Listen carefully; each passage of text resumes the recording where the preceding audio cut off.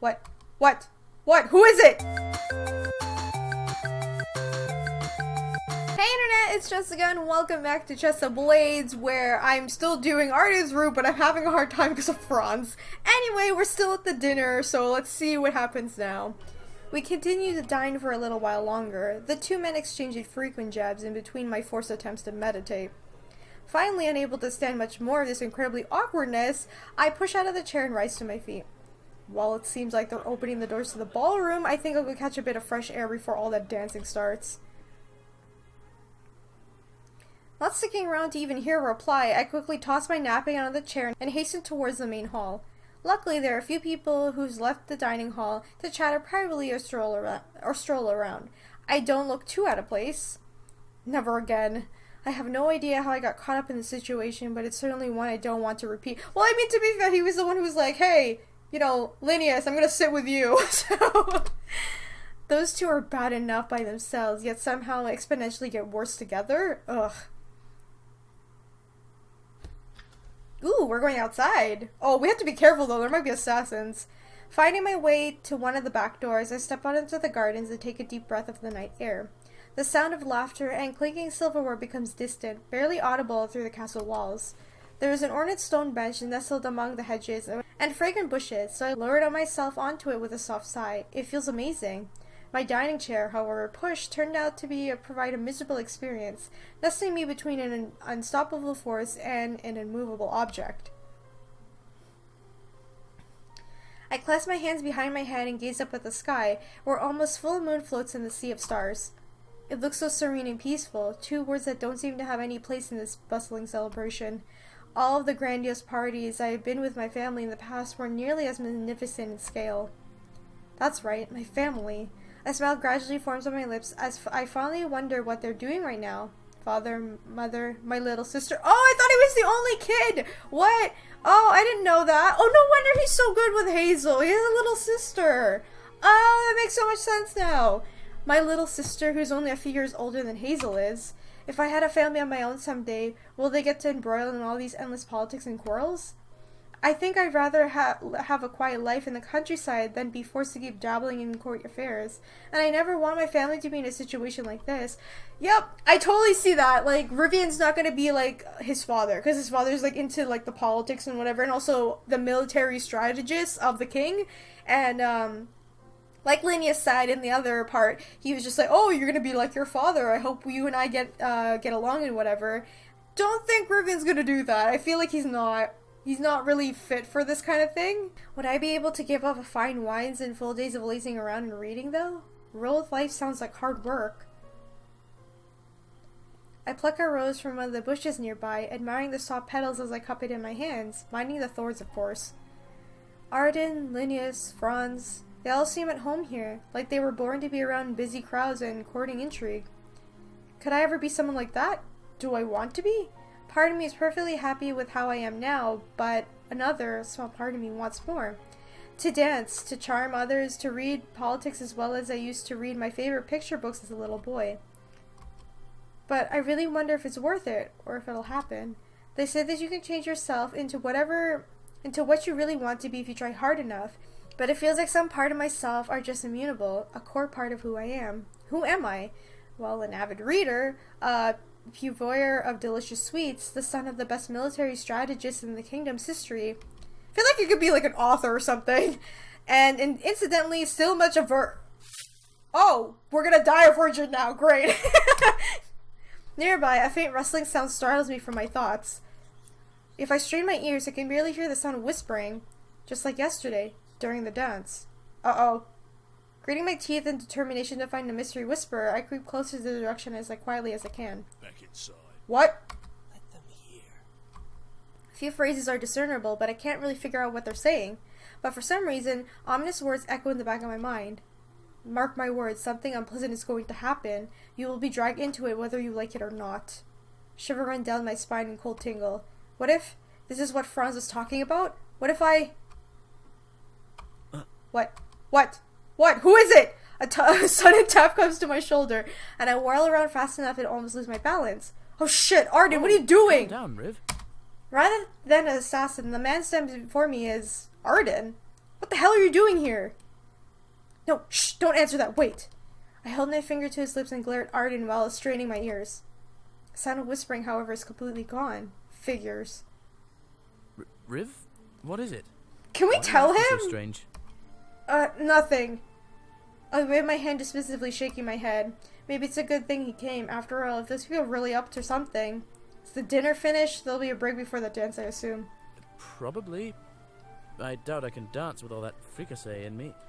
And I think my cheeks are swollen from being pinched so much. Oh, by your swarm aunt? I'm almost sorry for you. His cheeks do look a little pink. Arden nods a little sourly when I mention his fanatic female relatives, rubbing at the back of his neck with a hand. I wanted to sit with you. Of course you did. I saw you with a couple of other gentlemen, though. Arden, who was never good at hiding his curiosity, tilts his head in a manner obviously implying his interest. You know, honestly, we should have sat together, because, like, aside from the fact that I'm doing his route, I feel like it would be less painful than hanging out with Franz and Linnaeus, because they were both arguing, and it was very awkward. We should have eaten together. It was awful. I never thought I'd say this, but I would much rather eat with you. Oh, really? He's like, really? You want to go with me? With a delighted grin quickly spreading on his face, Arden lets out a little chuckle. I may be imagining things, but I'm pretty sure his pink cheeks got a shade darker. Oh my god. I would have eaten with you too, Riv. Of course. I mean, who'd want to eat with those ladies anyway? Not that they're not nice ladies, it's just... Oh my god, Arden, please. Yes, I get it. Maybe next time then. Definitely. Yeah, you have a chance. That's what he's thinking. Can practically envision him as a huge dog. Tail madly wagging, tongue hanging out happily.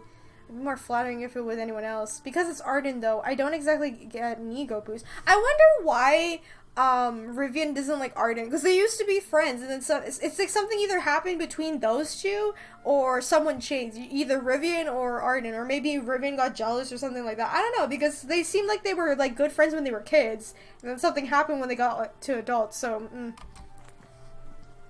Taking a deep breath and smoothing my hair back with one hand, I started heading back towards the castle, motioning for Arden to follow. He quickly catches up to my side, distractedly gazing up at the stars. Why were you out here anyway? Just for a walk? Yep. Yes, I was in dire need of some fresh air. Otherwise, I probably would have passed out like a maiden with our corsets stretched too tight. How do girls even wear those things? I'd explode after a minute. Have you tried? The image of Arden in a corset comes to mind. I find myself strangely intrigued. Oh my god. Yes, well, anyway, what are you going to do until the dance starts? I question him as we step back into the main hall, pausing as we pass the threshold. Well, after you left the dining hall, we were told there was going to be some kind of announcement. Oh. I'll stick around to hear that. And afterwards, there might be time before the dance for me to go for a little jog. You're gonna go jogging right now? Really? Jogging before dancing? You athletic freak of nature. I just hate feeling all full after a meal. Doesn't that make you... Okay. Plug it off. I don't know, like, it's not like you can just exactly work out after eating. I don't know. Okay, whatever. Yes, whatever you say. As we head further into the main hall, I can see a number of guests have already left the dining room and returned here. If Arden's right, whatever announcement they had for us will probably be given in this hall. My eyes are suddenly drawn to the small figure standing amidst the crowd, talking with someone whose back is turned to me. That's the boy who knocked on my door earlier, isn't it?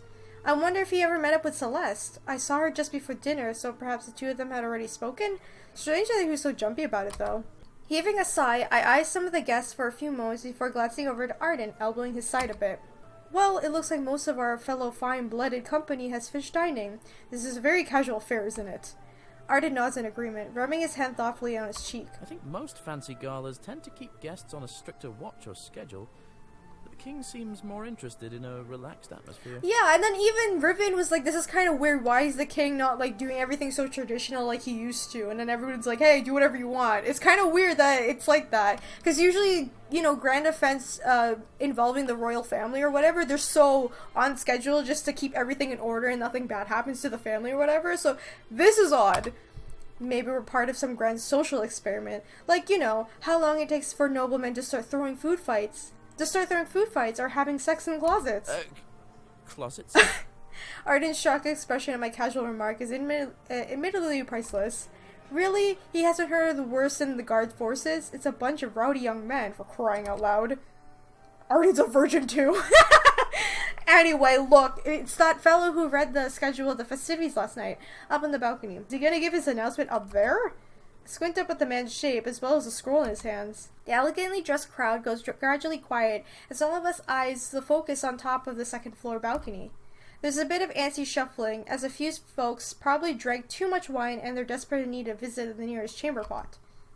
Clearing his throat, the announcer inhales deeply and begins to read. Ladies and gentlemen, refined guest, we hope you have enjoyed His Highness's grand celebration so far. Yeah, sure. Tomorrow the festival will continue with new games and attractions, and it is His Majesty's sincere wish for you to delight in them all.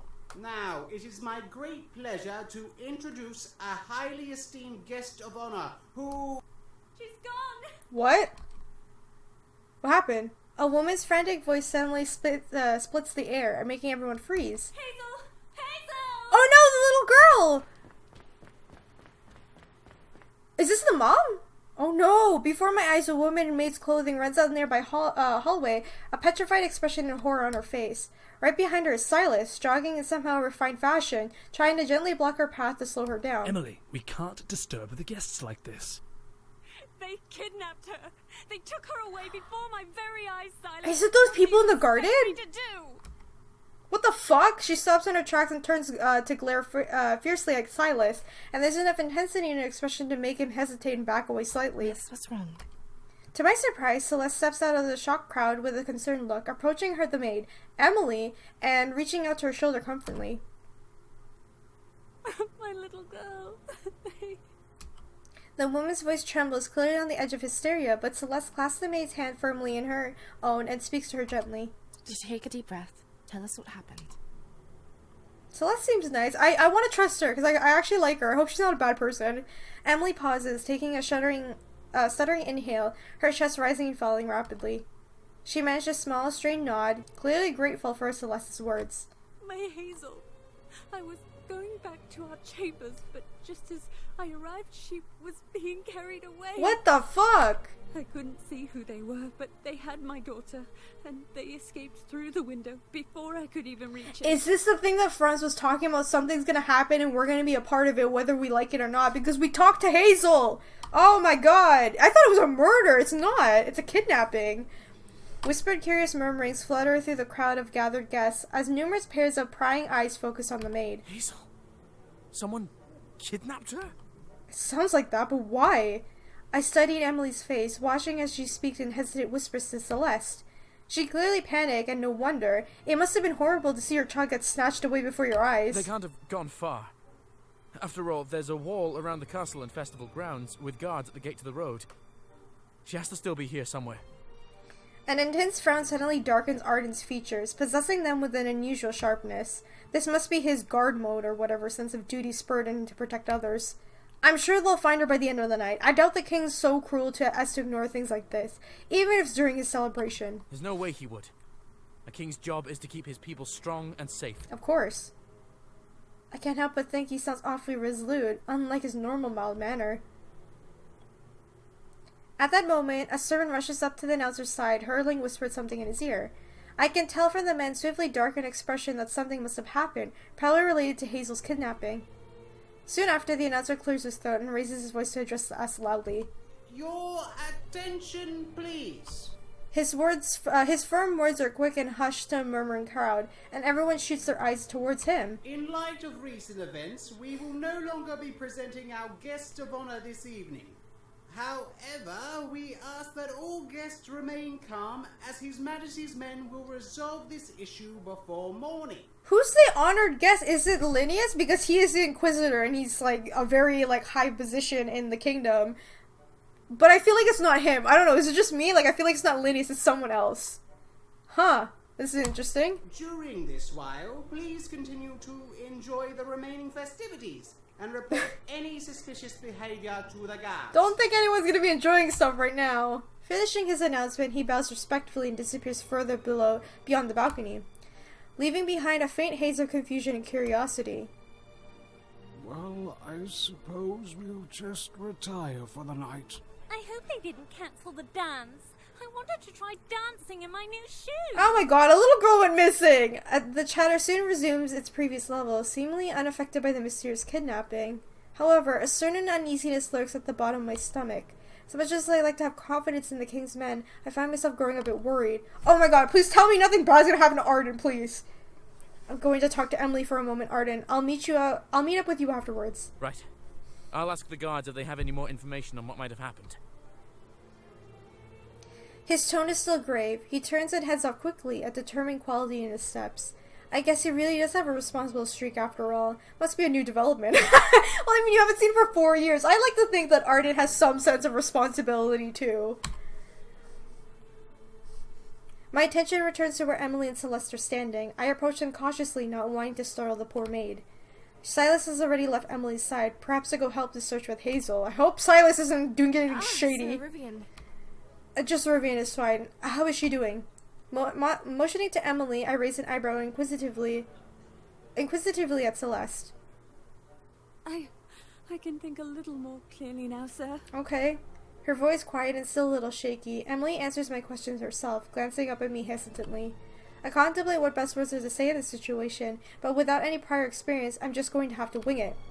I met your daughter last night, and again this morning. She's a sweet girl, and I'll be damned if I let some creep take off with her, peasant or nobleman. Surprised at my firm reassurance, the maid blinks a little.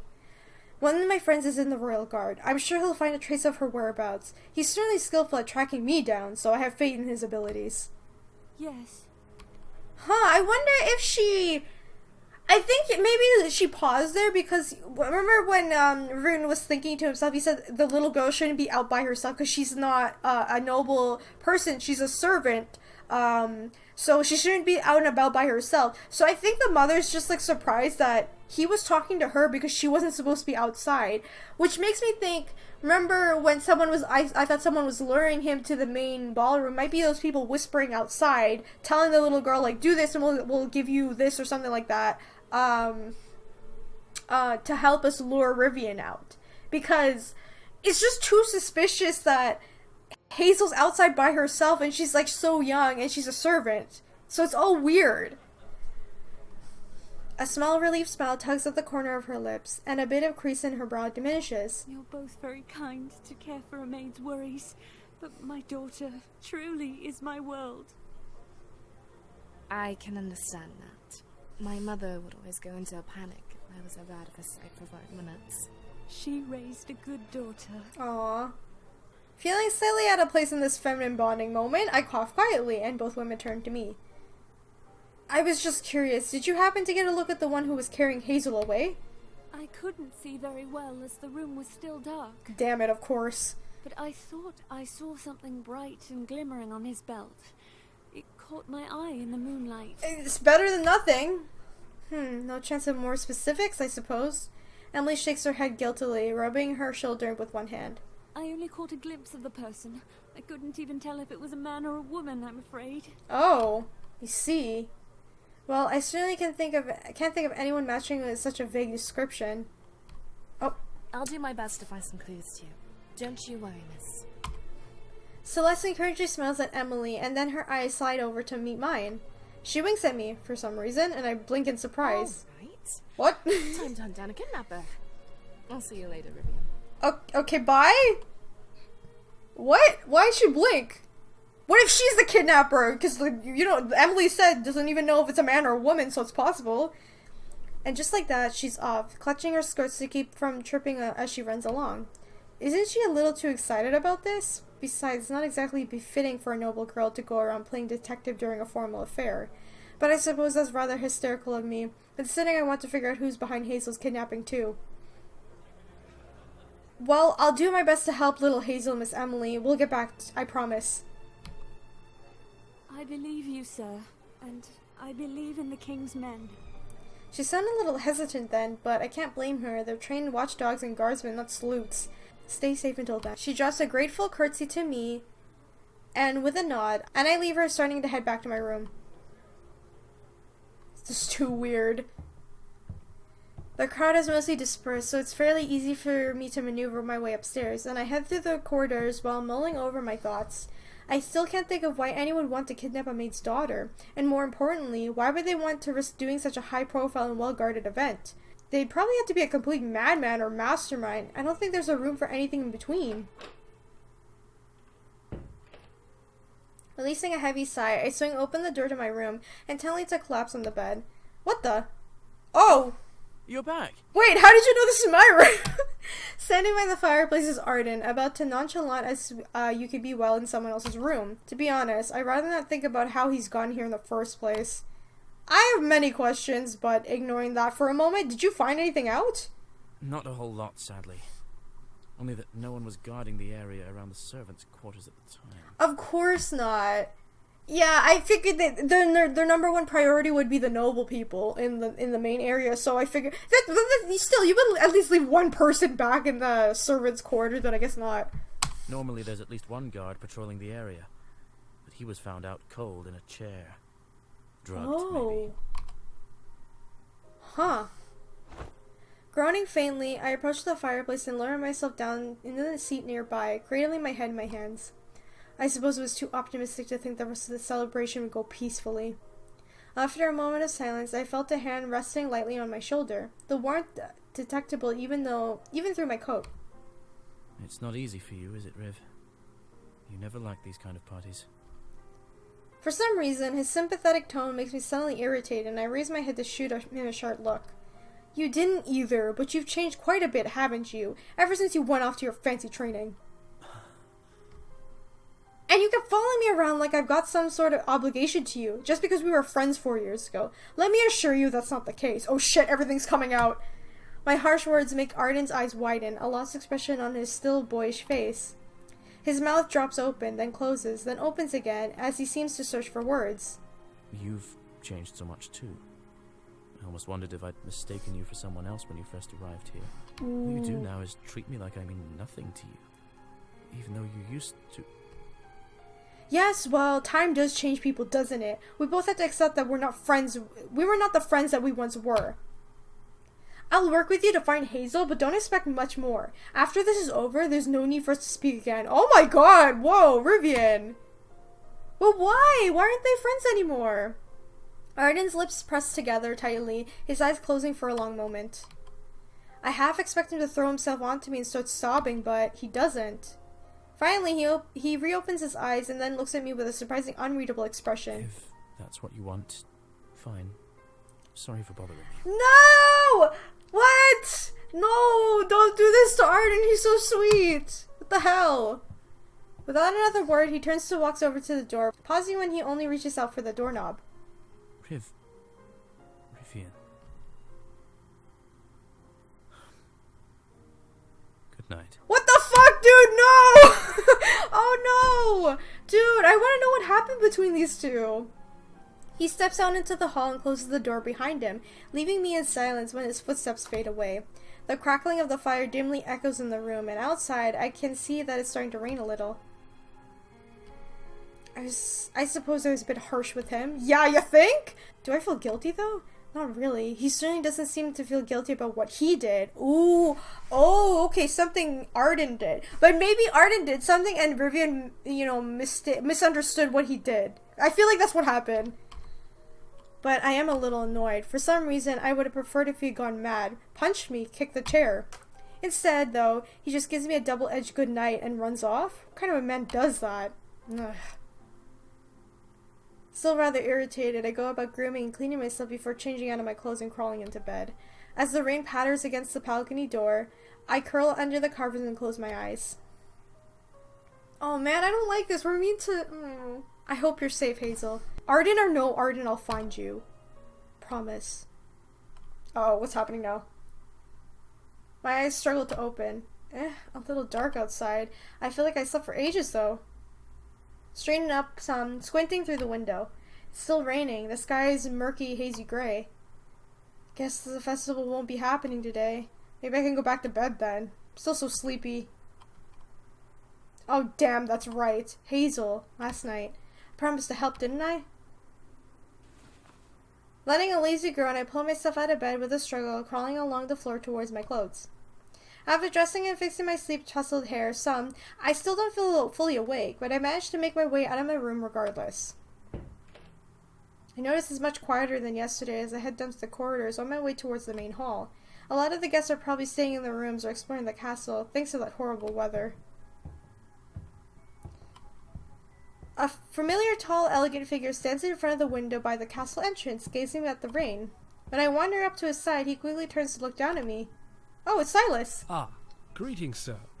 I wasn't sure if I ought to wake you up again this morning, considering this seems to be a poor day for the outdoor festivities. I'm glad you didn't. I was in dire need of a good rest after yesterday. I glance out the misty window, where the festival grounds are being splattered with heavy downpour. I'm sure it'll clear up by tomorrow, but it has been quite disappointing for some merchants hoping to find a big break with all their rich patrons.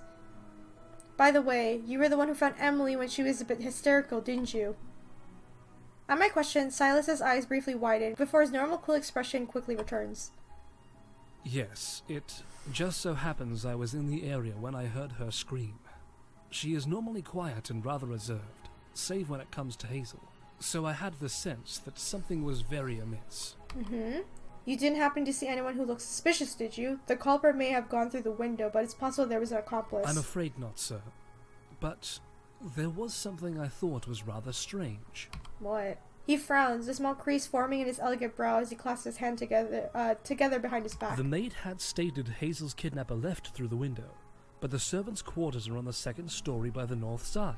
To drop from, or ascend to that window, that would require rope, not to mention conspicuous preparations. That's true, unless you're like Batman. I don't think you can just jump out the window and survive that on the second floor. Huh? Maybe they use a grappling hook? Silas gives me a respectfully dubious look, and I scratch my head a bit. I mean no offense, sir, but there is almost no ledge on the window of which the maid spoke of. The culprit almost certainly had dropped such a rope from within the room, or had someone else do it for them. Huh. He sounds quite confident in his assessment. Silas strikes me as a particularly shrewd butler, so I don't doubt he scanned over the scene at least once. Although, I'm curious about what he was doing there when Hazel was kidnapped. After all, during the dance of the first day, he was in the main hall to serve guests. Well, do you know if there was any progress being made by the guards last night? I trust they're not entirely incompetent oafs. I doubt the king would take too kindly to such an assessment of his men, sir. It is true, however, that they are not used to dealing with situations like this. Yeah, because they're just used to, watching over people, that's it. I am not sure of their progress, but since the girl has not yet returned, I doubt they have met with much success. Perhaps you can be more successful in your search, sir, if you are so inclined to help Emily. So this is why I'm suspicious of Silas. He's just, too convenient about all the situation. Now he's just like, hey, why don't you go help Emily search for it? Because remember, he said, why don't you take Hazel down to the ballroom? This is so weird. He bows to me deeply, concern leaking through his polite tone. It's not hard to think he knows more than he's willing to say, or at least has speculations of his own. Before you go, you haven't seen Arden around by any chance, have you? Sir Arden? I believe he passed me by this morning in the hall, but I have not seen him since, I fear. I see. Well, carry on. With another slight bow, Silas turns to leave me standing by myself, only the sound of rain filling the void of silence. Well, I feel a bit useless in the situation, with scraps of information to go on and no quality hints. The window that Silas was talking about. I could see it from the outside, but it is quite hard to discern much of this kind of weather, and any evidence would probably have been washed away. Oh, ho ho ho! A sudden idea came to my mind. The culprit may have escaped from the window, but there's no guarantee that they went all the way down to the ground. If there's a room directly below the servant's quarter, it could potentially be a part of the escape route. That means it would have been on this floor. Ooh, that's true. Suddenly feeling re-energized, I prowl along towards the nearest hallway entrance, slipping into the dim corridor. Silas said the north side. If the sunrise faces the back castle, that means the north side will be the left wing. I head left from the main hall, searching from the rooms to the windows in them. However, none of them look really suspicious. Well, it's a long shot for our guesses go, but I wasn't really given a lot to go on. It's also surprisingly empty in here. I wonder if the servants are upstairs? After peeking to another room, something inside suddenly catches my eye. Stepping into the chamber, I approach it with an odd stare. Oh, I see you decided to make an appearance here after all. Oh, it's his dad! On the wall before my very eyes is a portrait of my father. He stares back at me with the same unamused expression as in real life. I forgot how much he and I looked alike. Ooh, this is the king, right? As my eyes drift further along the wall, I notice it's not a portrait of just my father. There's a real portrait of the king's other advisors as well as a large one of the king himself. There's also a number of maps scattered on the floor and the shelves, showing the kingdom in different stages of expansion. Is this the king's memorabilia room or something? This isn't his permanent residence, so maybe it's more than a storage room. It's kind of weird that that's there. Oh, what's this? One of my boots kicks something solid on the ground. I glanced at it to see what it is.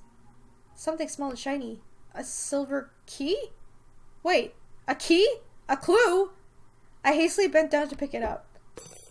Ugh! What the? Shit. What? Was that a knife? It just went whizzing past my head.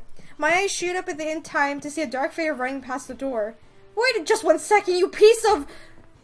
Who the fuck is this guy? What the fuck is happening?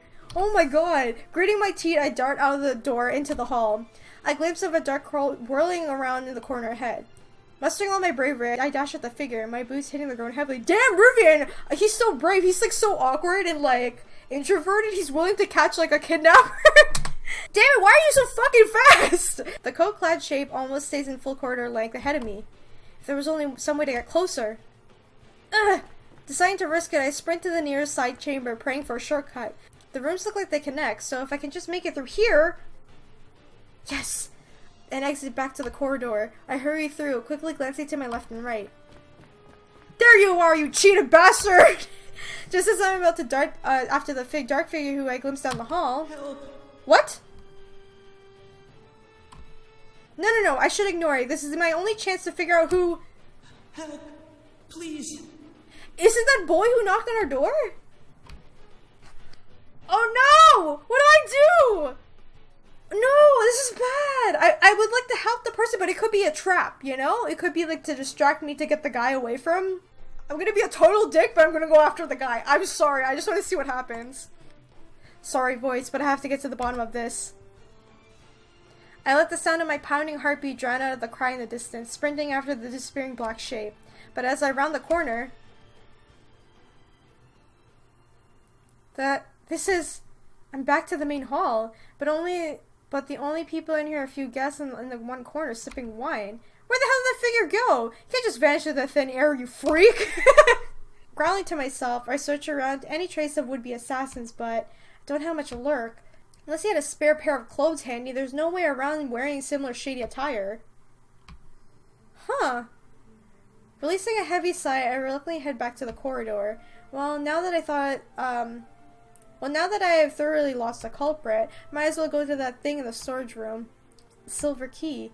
Was I attacked because I found the key, or did reaching the key inevitably save my life? Maybe both. Pondering over the disturbing question, I wind my way back through the halls to the storage chamber. As I step back inside, I realize not only the key is gone, but there's someone else in the room. Arden?! Quickly turning from the portrait he was studying, Arden jumps a little at my voice. You! There was a silver key here. Did you see it? A silver key? No, there wasn't any key here when I came in. Oh my god, it's probably that voice is distracting us, I'm telling you. Disappointed, I lean heavily back against the wall, grinding my teeth in frustration. That key could have been my one solid clue to finding Hazel, if this room is really somehow connected to her kidnapping. Got attacked here, Arden. Someone threw a knife at me. Are you alright? Did it hit you? No, I'm not bleeding. Within a moment, Arden rushes up to me, anxiously scanning over my clothes for any bloodstains. For some reason, his almost desperate concern brings a small smile to my face. No, thank gods. I chased the bastard for a good few minutes, but no luck. I'll alert the guards immediately. We have to... I placed a hand on Arden's shoulder, firmly shaking my head. It's no good, Arden. Let the guards look for Hazel, whether her kidnapper and my attacker are the same person or not. I can't say for sure, but maybe I can lure them out if the guards aren't already on their tail. That's too dangerous, Riv. I can't let you risk it. What, you don't have any faith in your childhood friend? I thought friendships were based entirely around trust. Ooh, something happened. Ugh. I guess that might have sounded like some kind of apology or backpedaling from last night. Definitely don't need to apologize. Maybe I should call him some names or something like that so he doesn't get an apology. Riv. Oh, what? He suddenly pulls me into a tight embrace, his arms curling warmly around me. I never realized before, but he really did go stronger from his training. Is it easy to tell just how powerful his embrace is now compared to back then? Then, let me keep you safe. Will you forgive me then? For whatever it was I did? What did he do? I need to know! What you did? The reason why you're so cold to me now. It's something I did, wasn't it? 4 years ago. Back before I left. He pulls back from the hug just enough to gaze down at me with a look of pain confusion in his eyes. I didn't know he was affected that much by it. I've given the cold shoulder to a lot of people, but Arden seems to care more than anyone. Of course, because you're childhood friends, of course he would care. Also, I'm pretty sure he's in love with you, so never mind that for now. Just stay by me and be my little guard puppy, understand? I ruffle his hair with one hand, unable to contain a smirk at his determined nod in response. I swear, by my honor as one of the royal guardsmen, that What? Yes, that's plenty out of you. I get the idea, thanks. After stopping Arden's excited stream of words by placing a palm over his mouth, I slip out of his arm and step towards the door. Come on, let's look around some more. I'm going to find that key and that girl, I swear. Together with Arden, I head back to the main hall, still a little uneasy, but more confident with an eager watchdog at my side. After we return, we join a small group of guests lingering by the buffet table. I idly nibble on some brunch. I think it's brunch, although it's hard to tell the time of day in this weather, while trying to extract any information I can get from other nobles. Arden murmurs under his breath to the guard standing nearby, keeping an eye on me all the while. Eventually, though, I realize that I'm wasting my time talking to the uninterested crowd. I finish my plate and motion for Arden to follow me upstairs, exhaling a frustrated sigh. Did you learn anything? Only about Mrs. So-and-so's husband gastronomy habits during summer holidays. How about you? He ruefully shakes his head, and we climb the stairs looking disappointed. The guards almost apprehended a man this morning because he seemed shady. But Emily told them she was just talking to him prior to the kidnapping. Okay. I think they're getting a bit desperate, honestly. The king's given strict orders that the culprit must be found quickly. He probably doesn't want this leaking out as a rumor when everyone leaves. It wouldn't be great for his reputation, would it? Don't attend the king's party, or you might be next. We reach the top of the stairs and I pause, unsure what to do next. Well, maybe we should... Riv? What's wrong? What? Striding towards us is probably the most impressive-looking man I've ever seen in my life. Tall, broad-shouldered, with a musculature to rival Franz's. In fact, I feel like this man could probably tear Franz in half. Oh my god! Whoa! Check out this dude! Holy shit! He stops in front of Arden and me, and I suddenly feel very small. Can we help you, sir? Also, he has blood on his wrists, or on his knuckles? Two blue eyes glare at me for a long moment. I wonder if it's the last thing I'll see before I got plunged off the balcony. Then suddenly, he laughs.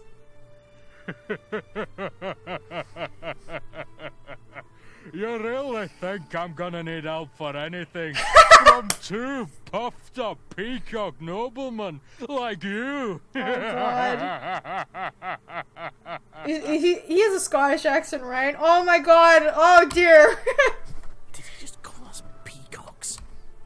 Smirking broadly, the huge man scratches the side of his towering shoulder. You'd best stop staring before I decide to snap your cute little necks. Never seen a fighting man before? No, it's just you're so out of place in this area, that's all. A fighting man, you mean? One of the king's hired brawlers, little bird boy. Had a match today, but all the damn games were called off because of the bloody rain. Ooh, I was gonna turn his puny head into a nice pulp. That's nice. Grumbling to himself, he grinds his fist of one of his hands into the palm of the other, venomously staring at the window. Remember now, one-on-one fights were the best part of the games today, as well as jousting and fencing bouts.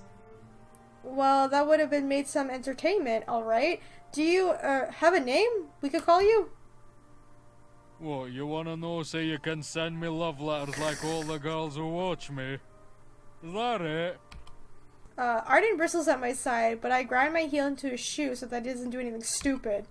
Not quite like that. I just like watching brawls, so if the game goes on tomorrow, I want to know who to watch. Mounted of a man narrows his eyes faintly at me. Yeesh, I got a very all-brawl, no-brains type feel to this from this fellow. They call me Saber. Okay. Not my name as a boy, but a good enough name for a fighter. Saber, even though you only use your fists? You think that means I can't use a blade? You want a real nice demonstration? He leers at me with rows of teeth resembling tiger jaw, and I swallow audibly. No, I certainly believe you. Well, I'm Rivian, and this fine fellow here is Arden.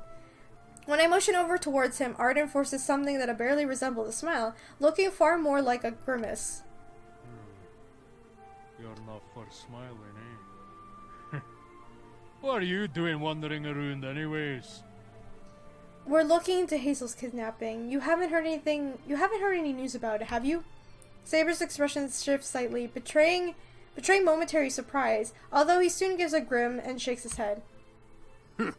Only that four-eyed Inquisitor boy's been sniffing around for clues.